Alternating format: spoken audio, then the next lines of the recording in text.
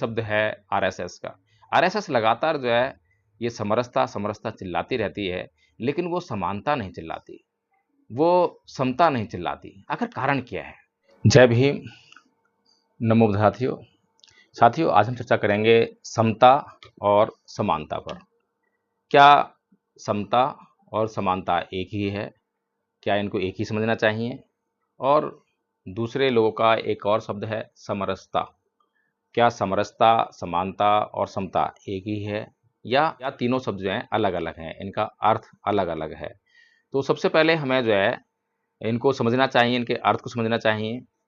समता और समानता का जो अंतर है वो इस प्रकार से समझ सकते हैं कि 10 रोटियां उपलब्ध हैं और खाने के लिए 5 लोग उपलब्ध हैं, यानी कि 5 लोग वहाँ पर मौजूद हैं और 10 रोटियां उपलब्ध हैं।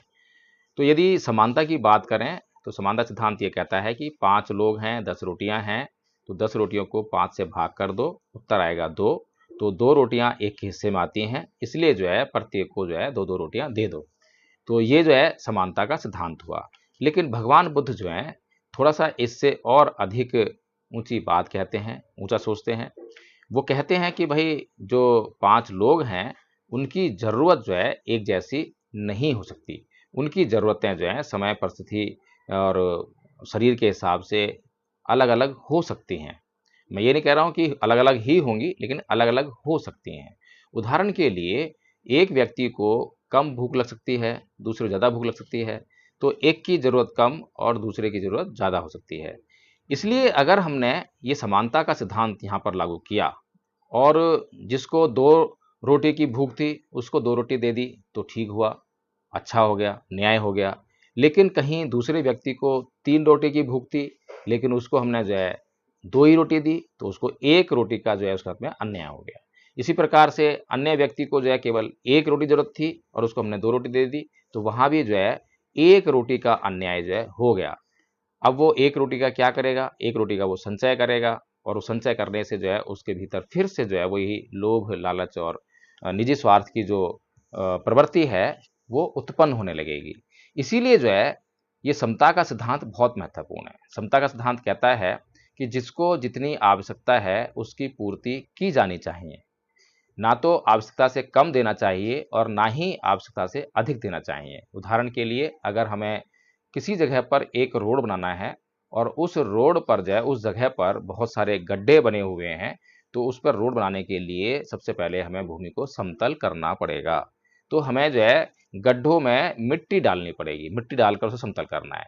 तो किसी गड्ढे में जो है कम मिट्टी डालनी पड़ेगी, कम गहरा है, कोई गड्ढा ज़्यादा गहरा है।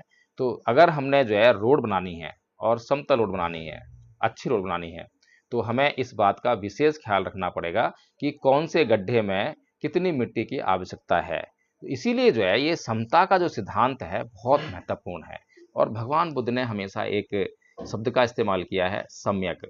ये जो आर्य अष्टांगिक मार्ग में आप हमेशा देखते होंगे सम्मा दिट्ठी, सम्मा संकप्पो, सम्मा वाचा, सम्मा वायामो, सम्मा कम्मंतो, सम्मा सति, सम्मा समाधि। हर एक शब्द के साथ में जो है सम्मा लगा हुआ है। सम्मा मतलब सम्यक।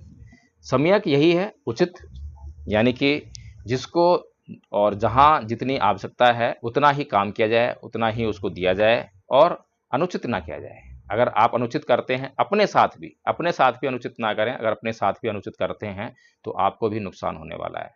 आवश्यकता से अधिक कोई काम करेंगे, कोई भोजन ग्रहण करेंगे तो नुकसान होगा, आवश्यकता से कम करेंगे तो भी नुकसान होगा। अब तीसरा शब्द है समरसता। ये शब्द जो है नया इजाद किया है और ये शब्द है आरएसएस का।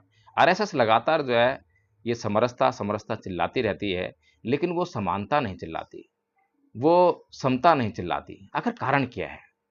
तो अगर आरएसएस जो है समरसता समरसता चिल्ला रही है और समानता नहीं चिल्लाती है, समता नहीं चिल्लाती है, तो फिर हमें एक बात तो समझ जानी चाहिए कि ज़रूर दाल में कुछ काला है और दाल में अगर काला है, तो उनसे जो है बात करनी पड़ेगी, उनसे उनका सिद्धांत समझना पड़ेगा। तो उनसे जब हम सिद्धांत को समझते हैं, तो वो कहते हैं कि समरसता का मतलब ये है कि भई देखो उठ-बैठ हो सकती है, यानी कि एक जाति जो है दूसरी जाति के साथ में आपस में खाने-पीने का व्यवहार कर सकती है, और उठने बैठने का व्यवहार कर सकती है, जो कि अभी तक जो है समाज में नहीं था।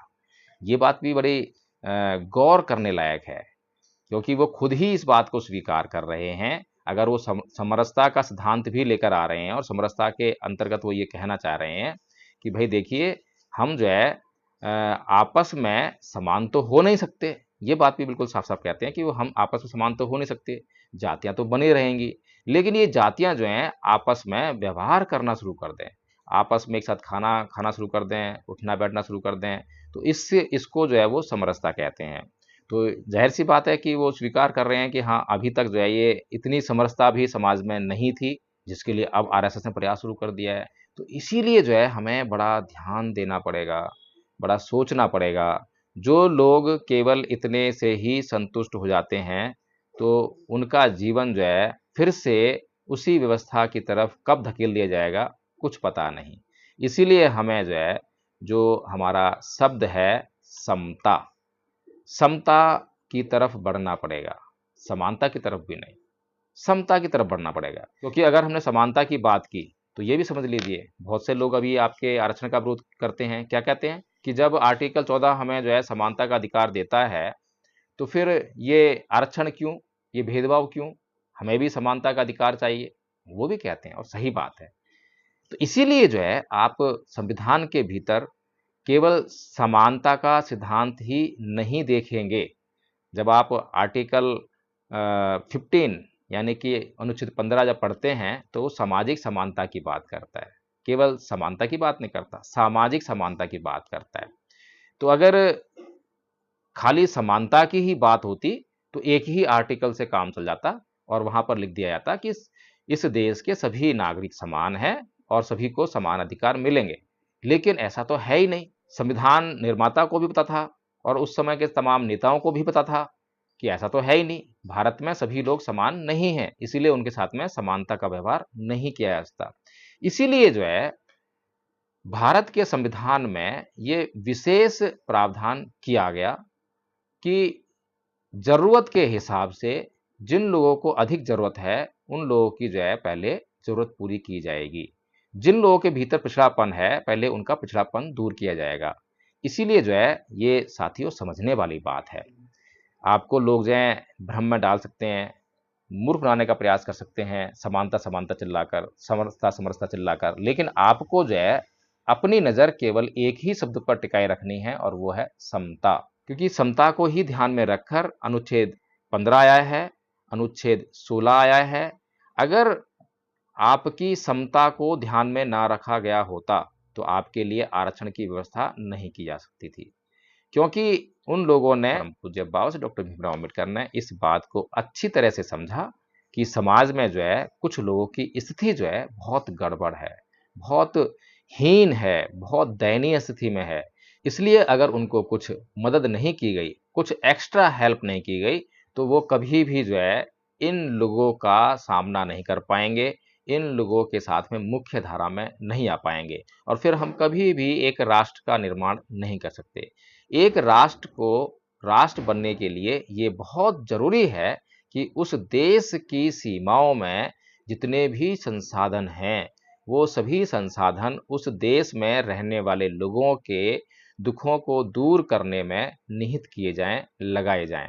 और ये तभी संभव है जब हम इस बात का निर्णय करें कि किसको कितनी ज़रूरत है। तो इसलिए आदरणीय साथियों, हमें इन तीनों शब्दों का मतलब समझकर और सामने जो लोग आपका शोषण करना चाहते हैं, आप पर अत्याचार करना चाहते हैं, आपको गुलाम बनाए रखना चाहते हैं, उनकी मंशा को जानकर हमें बड़े ध्यान से इनका इस्तेमाल करना है और कभी भी आपको जो है समानता और समरसता जैसे शब्दों में फंसकर नहीं रह जाना है, बल्कि आपको जो है समता को अच्छी तरह समझना है, समता को धारण करना है, समता का प्रचार करना है। और सबसे बढ़िया बात तो ये है कि सभी समस्याओं का एकमात्र हल है बौद्ध धर्म। और ये बात जो है मैं नहीं कह रहा हूँ, बल्कि विश्व का सबसे बड़ा विद्वान परम पूज्य बाबा श्री डॉक्टर भीमराव अंबेडकर जैसा विद्वान कह रहा है। और उस विद्वान को जो है इस दुनिया ने the sun, the symbol of knowledge, the greatest Indian जैसे खिताब दिए हैं। और परम पूज्य बाबा श्री डॉक्टर भीमराव अंबेडकर की जो महानता है, केवल इन बातों से ही साबित नहीं होती है कि उनको कोई उपाधि दे दी जाए, उनके नाम के आगे कुछ शब्द जोड़ दिए जाएँ, बल्कि उन्होंने जो कार्य इस देश के लिए, इस समाज के लिए किया है, उस कार्य के हिसाब से उनको महान हम जो है कह सकते हैं। इसीलिए परम पूज्य बाबा साहब डॉक्टर भीमराव अम्बेडकर ने भारत को बौद्धमय करने के लिए कहा है और धम्मपद संघ इस दिशा में बहुत ही महत्वपूर्ण कार्य कर रहा है। धम्मपद संघ ने भारत को बौद्धमय करने के लिए सबसे पहले उन कारणों की जाँच की कि क्यों ये भारत जो है अभी तक बौद्धमय नहीं हो रहा है, भारत में बौद्ध धर्म का प्रचार क्यों नहीं हो पा रहा है? क्योंकि बौद्ध धर्म के बारे में तो बहुत गुणगान सुना है, बौद्ध धर्म के बारे में तो बहुत अच्छी-अच्छी बातें सुनी हैं कि ये वैज्ञानिक धर्म है, ये श्रेष्ठ धर्म है, दुनिया का सबसे अच्छा धर्म है, तो फैल क्यों नहीं रहा? कारण क्या है? इसी कारण को जानकर धम्मपद संघ ने एक कोर्स का निर्माण किया। कोर्स का निर्माण इसलिए किया क्योंकि जब तक हम सीखेंगे नहीं, जानेंगे नहीं कि बौद्ध धर्म क्या है, तो हम लोगों को बताएँगे क्या? और जब तक हम लोगों को बताएँगे नहीं कि बौद्ध धर्म क्या है, तो जानेंगे क्या लोग जो है? और जब तक लोग बौद्ध धर्म क्या है जानेंगे नहीं, तो उसे अपनाएँगे कैसे? उसे जब तक व्यवहार में नहीं लाएँगे और व्यवहार में लाने के बाद जब तक उनको लाभ नहीं होगा, तो कैसे उनको पता चलेगा कि ये वैज्ञानिक है, ये बहुत लाभकारी है, गुणकारी है, बहुत अच्छा है, श्रेष्ठ है? तो इन बातों को तभी कोई व्यक्ति जान सकता है जब वो इस धम्म के बारे में कुछ जाने। इसीलिए धम्मपद संघ ने बहुत ही अच्छा कोर्स तैयार किया है। प्रथम वर्ष का कोर्स बेसिक कोर्स है, सबको आना चाहिए। पढ़े लिखे हो या अनपढ़ कोई फर्क नहीं पड़ता, हम आपको कराएंगे ये कोर्स। अभी तक अनपढ़ महिलाओं और पुरुषों ने पाली हिंदी में ये कोर्स कर लिया है। अगर आपको ये कोर्स आता है, ये कोर्स याद कर लेते हैं, तो धम्मपद संघ आपको गारंटी देता है कि आपका जीवन बदलने वाला है। तो साथियों, अगर आपको ये कोर्स करना है, तो ये जो स्क्रीन पे नंबर फ्लैश हो रहे हैं, आप तुरंत संपर्क करें और तुरंत संपर्क करके और ऑनलाइन कोर्स हो रहा है। कहीं आपको फिज़िकली जाने की ज़रूरत नहीं है किसी स्कूल, कॉलेज में और सबसे बड़ी बात ये है कि कोई आपके लिए टाइमिंग की प्रॉब्लम नहीं है। 24 घंटे में आप जब कहें, जब आपको ये कोर्स सिखा सकते हैं। 24 घंटे में केवल आपको जो है 15-20 मिनट देने हैं रोज़ के और 15-20 मिनट अगर आप दे देते हैं, तो आप खुद से एक अच्छे बौद्ध बन सकते हैं और जब आप खुद से एक अच्छे बौद्ध बन जाएँगे, तो निश्चित तौर पर भारत को बुद्धमय करने की तरफ भी आप भी कार्यरत हो जाएँगे। तो इसीलिए साथियों, ये वीडियो समता, समानता और समरसता पर अगर आपको अच्छा लगा हो, तो इसको लाइक कीजिए और इसको शेयर करना ना भूलें क्योंकि और लोग तक भी ये बात पहुंचनी चाहिए और कमेंट करके बताएं कि क्या समता, समानता और समरसता पर मैंने जो बातें कही हैं और जो गलत लोगों का जो उद्देश्य है, जो उनका लक्ष्य है, क्या उनके बारे में जो बातें आपको बताई गई हैं, क्या आपको लगता है कि वो सही है? अगर आपको लगता है कि सही है, तो कमेंट में जय भीम, नमो बुद्धाय लिखकर मुझे संकेत ज़रूर करें। जय भीम, नमो बुद्धाय।